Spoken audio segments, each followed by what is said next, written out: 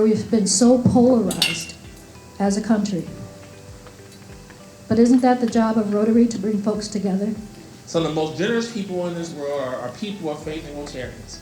And that as you give here to Rotary, you are the ones also giving someone. Without a doubt, the people sitting here this morning are giving to several people, and some of those people may be other family members who just not as fortunate as yourself. And I think we just don't tell that narrative enough.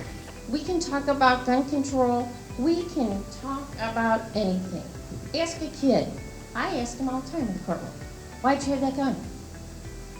Because I was frightened, because somebody's out to get my brother, and so I'm carrying the gun just in case, because I feel safe when I'm carrying a gun. So the real question is, how do we make these kids feel safe? What can I do as the juvenile court judge to help these kids feel safe so they don't have a gun? I think there's a flaw in police training. I think that it is utterly ridiculous that it takes a hairdresser 18 months to get a degree to put a perm in my hair, and you train a police officer in 6 months. I think it's ridiculous that 90% of the training of police officers deal with what they're going to deal with 10% of the time, and 10% of the training of police officers is what they deal with 90% of the time when they get out on the street.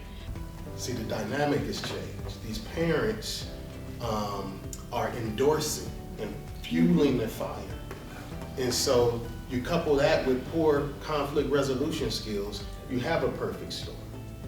And so I think some of it is, one, recognizing, okay, they're probably not gonna get what they need at home. Probably not gonna happen. That ship has already left the dock. But maybe we can teach these kids how to deal with conflict. And just maybe it might sink in. And just maybe they use it in this situation and it saves their life or somebody else's. It's not this us and them, instead it's my kids are killing my kids. And my neighbors are getting killed by my neighbors. And so that was a transition in my own heart. I used to be able to keep it at arm's length, and then I began to see my kids are killing my kids. It became much more personal. We all have guns, all of us. There's not one of us that don't. Besides cruising, okay? And when you recognize it, you have to stay so mindful that on an everyday basis, you're working to mitigate it. You come across people sometimes that don't think like you, or don't feel like you, or don't believe in the things that you believe in. But when you're tasked with something that is meaningful, it helps to be able to kind of put those things aside and find something that makes us human, that connects us. When we opened our doors and we said things like, we're not here to judge you, we're not here to criticize you, but what we are here to do is to meet you where you're at in this journey. And I think that was the biggest key, is to meet someone where they're at, even if you don't understand it.